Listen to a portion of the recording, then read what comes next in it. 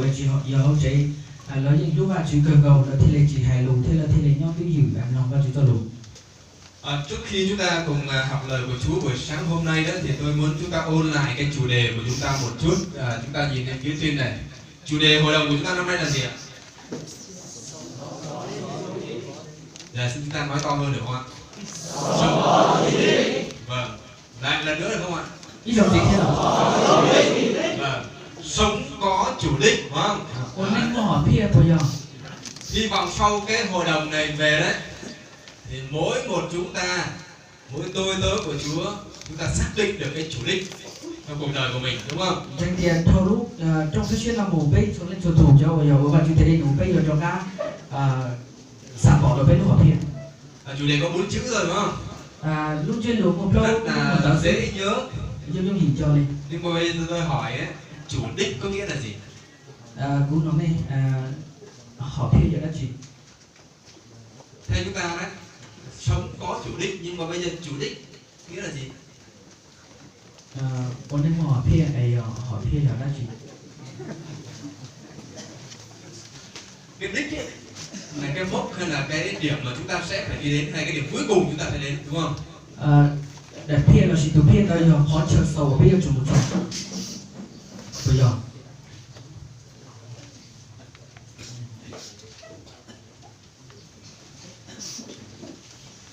chúng ta thường thấy ở trong thể thao, đúng không? Thể thao hay nói đến cái đích.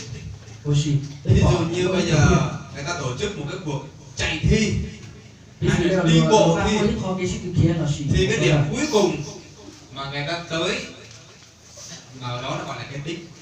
Khó sâu rồi lùa hài nữa thì lúc hỏi phía là gì? Thế thì người nào có thể đi tới cái điểm cuối cùng nhưng mà phải đi đúng luật ta sử dụng một giờ chạy thì người đó mới được giải thưởng, đúng không? Chúng ta thấy lên tàu chạy complete.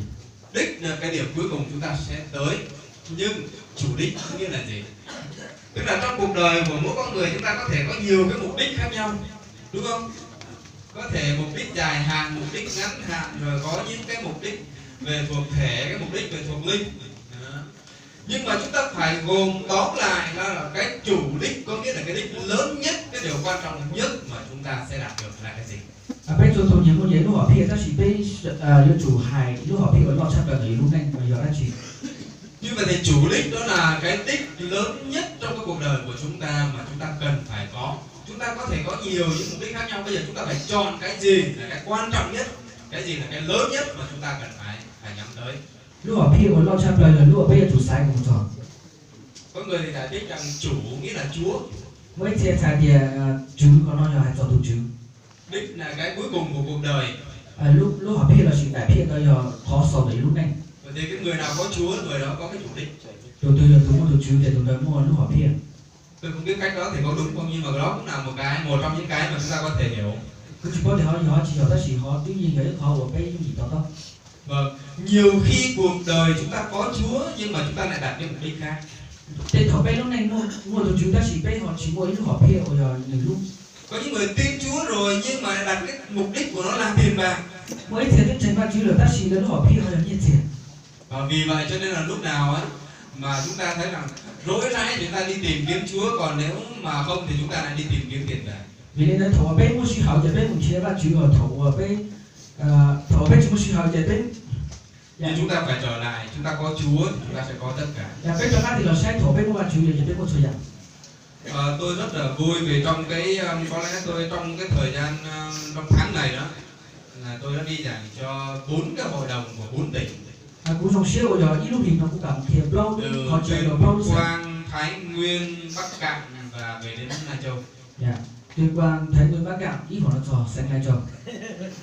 Nhưng mà có lẽ tôi thấy cái nội dung của hội đồng ở tại Lai Châu là những cái mà ban tổ chức đang nêu lên những điều rất là quan trọng. Cũng bỏ thì cho danh sách là chỉ lúc chia lù của đất đầu lúc sang Lai Châu bây giờ cho trả sự lơ hài trừ giả bộ trực chính xác lần. Ngoài cái thì giờ mà chúng ta được nghe lời của Chúa qua những bài giảng và chúng ta có thì giờ để chúng ta được thảo luận với nhau. Đâu khó ở bên trong cho lù là bên mỗi lúc suy hảo của lòng suy tròn thả tròn xuôi giả đến nhau. Và chúng ta thấy rằng những người mà hướng dẫn hội thảo cho chúng ta cũng rất là xuất sắc đúng không? 被保的cho我叫被西塔tên đời quân là cho我kinh bây giờ. Hy vọng những điều đó không những là giúp cho chúng ta hầu việc Chúa mà cái kết quả hơn, nhưng cũng góp phần giúp cho chúng ta cái kỹ năng sống hàng ngày. Trên thế giới để tên đời chỉ có ba đồ bé của bé mua lúc chỉ của bạn tên của chúng ta chỉ tên đời rồi tên của ba của bé mua lúc nên dùng nhớ tổng số luôn. Cho nên tôi hy vọng rằng sau cái kỳ hội đồng mùa linh năm nay sẽ giúp cho những người đang hầu việc Chúa chúng ta thấy rõ ràng cái mục đích của mình đi tới. Vì thế tôi cũng chẳng thì tỏ cá của lúc trong thế giới nào là của trò bên cho của bạn chủ định của bên mũi của họ kia của giá tỏ đây nào. Chúng ta sẽ vững vàng hơn trong cái con đường chúng ta phục vụ Ngài. Bây giờ khó cho trò hậu cho kỹ của bên của bạn chủ định cũng đó. Và đặc biệt là chúng ta dấn thân hơn nữa để chúng ta làm đẹp lòng Chúa. Chứ sẽ bây giờ khi bây giờ khen của cổ họ bạn chủ định. Rồi chúng ta nhìn thấy trên cái màn hình chúng ta thấy, chúng ta biết con này không? Bên chia sẻ lúc thì biết bỏ tụi họ biết có nhiều tuổi ăn chín không? Người vùng chúng ta gọi con này là con gì? Bên nó hùng tuổi quá chín không? Chúng ta ở đây có người Mông, người Dao, người Sán Chỉ, người Kinh đúng không? Ông cô chuẩn bị cho thi nhá. Sáng ngày ăn sáng ấy, thì tôi hỏi người Mông ăn gì, nói là nọ mì tôm. Nó sẽ cũng không thì nó ăn chỉ lên đến mì tôm. Hỏi người Dao bảo nhặt mì tôm. Không chuẩn bị cho đây thì tôm. Kinh tôi là ăn mì tôm. Cho cân chi để làm ăn mì tôm. Nói gì tôi vẫn làm mì tôm đúng không? Cái thứ hai là mì tôm. Rồi ở đây thì chúng ta thấy trên màn hình chúng ta có con ong đúng không? Biết bỏ về mấy tôm muỗng bây giờ. Và ong mật. Cho họ giờ cho mua cô gì?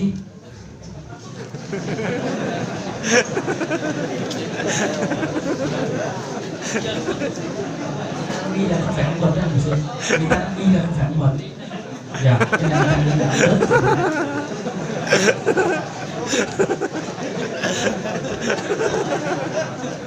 nhưng mà đại khái nó là họ ong rồi. Họ ong. Như là con ong đúng không? Ăn gì ăn vẫn là mì tôm nhưng mà mì tôm là nhiều muỗng. Ong mật, ong cầu, ong đất thì cũng là ong đúng không? Ong mật khám phá ra. Đại tôi giả có nhiều muỗng. Tôi khám phá ra trong cái loài ong này đó.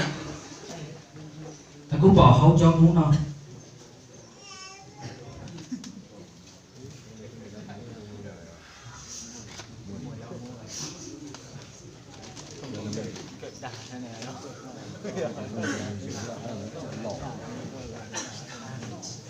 Xin mời thầy Hùng ra chỗ này nhờ chỉnh chiếu phương tiện rồi.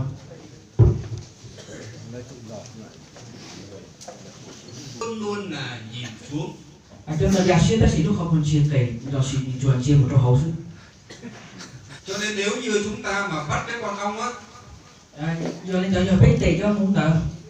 mà chúng ta thả nó vào trong cái cốc này, cái ly này này. Là biết muốn để cho một chỗ hậu lũ ở tại hậu đây tờ. Thì con ong nó cứ ở nguyên ở trong này thôi. Mình chuyển nhau chỗ hậu chứ. Giờ chúng ta không có đậy gì bên trên cả. Dù chỉ võ chỉ xấu. Nhưng mà nó cứ bò vòng bên trong. Nhưng mình gà chỗ hậu chứ. Và cho đến khi nào nó chết. Một giọt thôi tuổi. Nó không có nhìn lên trên cho nó không biết rằng bên trên này có cái lối thoát lên. Nếu chỉ chia sâu vì lên đó nhưng mà nó có cứ thể nhìn ngang rồi nhìn xuống. Mình chùa say Và chỉ vì thấy sai nó hậu. cứ tìm cái lối ra nữa thôi chứ nó không biết. Mình chùa chế chỉ thấy hậu thì chỉ có thêm một độ sổ. Rồi chúng ta xem một cái hình ảnh khác nữa.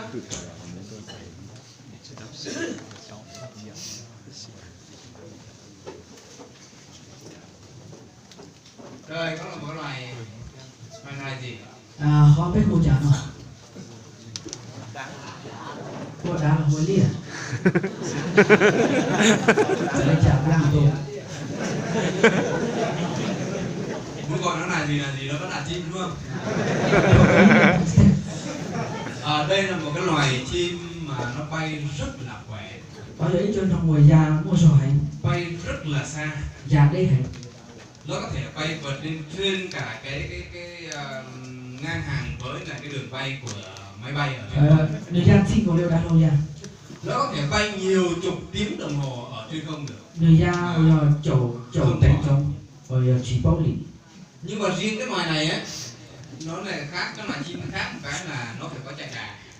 cho nó giới lử cho nó mà gì thì nó chủ mua rồi. Trước khi mà nó cất cánh lên á, vấn đề là gì ra? thì nó phải có một cái đoạn ít nhất là từ 3 mét để nó chạy đà bắt đầu nó mới cất cánh lên. Nếu bây giờ kia bây giờ trời xa thì ở bên chỉ hay là nhà tàu thì có gì đâu. Cái máy bay đúng không? Nhưng mà lên nó đâu. Như vậy á, chúng ta thấy hai cái loài nó khác nhau. Vì đi tới bỏ ở dạng trên là ship giờ.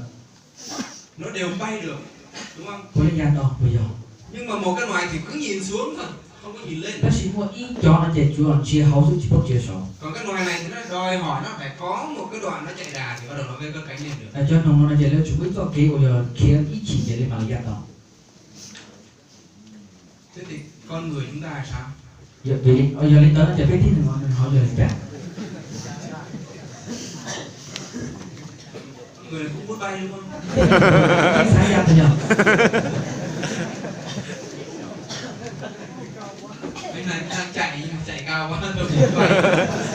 Giờ tất cả kia nó chỉ mà kia bây giờ xuyên hình được. Con ong mật hay là con ong Cho mũ nó bị nhốt ở trong này trong cơ không nó vì nó không có nhìn lên. vì thế chỉ có một chia sổ. Và vì vậy cho nên dầu ở trên cái miệng cốc này không có đậy cái gì. Vì lên tới số nó chỉ có chỉ lò. Nó có thể chỉ cần đập cánh nó bay lên là nó có thể thoát ra được. Nếu như trên dung thì dài như tàu. Nhưng vì nó không nhìn lên Ta chỉ vì những chính chia sổ. cho nên nó cứ chịu ở trong chỗ đó thôi. Vì lên tới mình với nhau cho hậu sư. Nhiều khi loài người chúng ta cũng như vậy.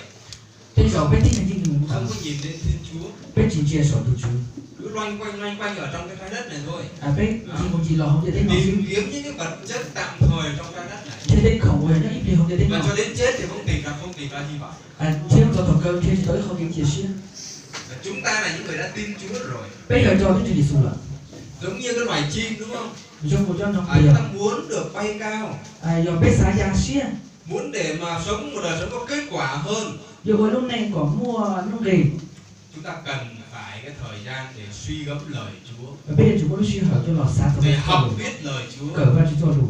Rồi để chúng ta mới có thể hầu được Chúa một cách kết quả. Cho con tới bây giờ thì một các bạn chúng thấy đầy đủ và lo ho thế gì. Trong hội thánh có hai cái thành phần mà sống không kết quả cho Chúa. Nhưng mà bởi vì mua con này giả rồi nhau cho hậu và chỉ mua nông nghề cũng được bạn chúng. Cái thứ nhất ấy, Có thứ ít.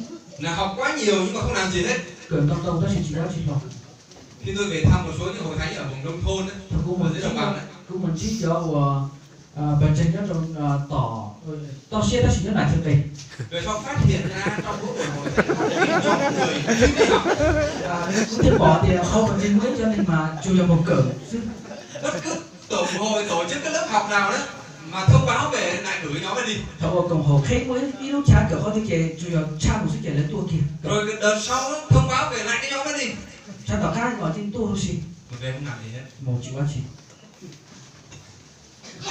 Rồi cái thành phần thứ hai. Cái này on, tao. Cái gì cũng muốn làm nhưng mà không muốn học. Chỉ biết sao ta chỉ sao. Rồi bắt đầu ai làm cái gì thì bắt đầu đứng ngoài chê. Lúc này thì mua chạy dù chủ đùa nhớ tỏ tê hai chỉ rồi. Mà thấy ai làm gì có kết quả cái thấy khó chịu. Bỏ lỡ ua tại bác sĩ chạy dù chỉ dùng. Ai được hội thánh bầu trong cái chức vụ nào cao hơn mình cái nào bắt đầu ganh tị. Bởi chân trái của nhà thủ lo chạy dù xuống thế dù khí. Và thay vì ủng hộ những người đó thì bắt đầu tìm cách để nói xấu. Chỉ nhờ biết thôi đừng ta chỉ biết chia dạo cho được. Rồi tìm cách để làm cho những người khác chán nản. Chia thôi dạo ô còn như này như shit luôn. Và đó không phải là điều mà Chúa muốn. Không ta chỉ khó vào chương trời. Người hầu việc Đức Chúa Trời. Tôi nên có văn chương tế đầy đủ. Là người cần phải khiêm nhường để học hỏi. Giờ tôi muốn chủ tôi chỉ là cỡ thôi dạo. Và người phải đem những cái sự mình học hỏi được mà áp dụng vào trong cuộc sống. Những cái chúng cho dạo được cỡ tôi cho là ôn lúc này. Và người đó phải làm theo những gì Chúa dạy dỗ. Thế tụi tôi chủ ua trở lên vào văn chương thiền. Cho nên dựa trên cái phần kinh thánh mà thầy Dũng vừa đọc đó thì sáng nay chúng ta sẽ cùng học với nhau cái đề mục đó là người mới bước kỳ mới. Nhớ trong cái bắt đầu cũng ở trang của lượng nhận nhận bây giờ cỡ lúc đây hồi tiền nên chia trải câu của chia. Chắc chắn trong vòng chúng ta đây không có ai giống như hai cái thành phần mà tôi vừa kể đúng không? Họ biết là chỉ muốn lên thuyền trong bộ leo, họ này cũng được có hàng ra của giỏ. Chúng ta là những người mới. Bây giờ cho nên chia. Đây chúng ta phải bước đi một cách mới. Vì đến đó bây giờ trải câu của chia. trong phần Kinh Thánh ở trong Ê-phê-sô chương 5 câu 1 đến câu 16. Nhưng họ phải rồi trong chín cái ý một thằng đây của trò. Phaolô đã diễn tả 3 bước của một người mới. Paulo hai bên thành là một ý tưởng chiên. Đó là bước đi với yêu thương. Họ lời là họ ý một thành con chùa một là ký lúc. Bước đi giữa sự sáng. Thành con chùa một là khó can. Và bước đi cách khôn ngoan. Thành con chùa một là khó kính tân trình. Và 3 cái bước này nó chỉ được thể hiện ở trong một cái đời sống của một người đã trưởng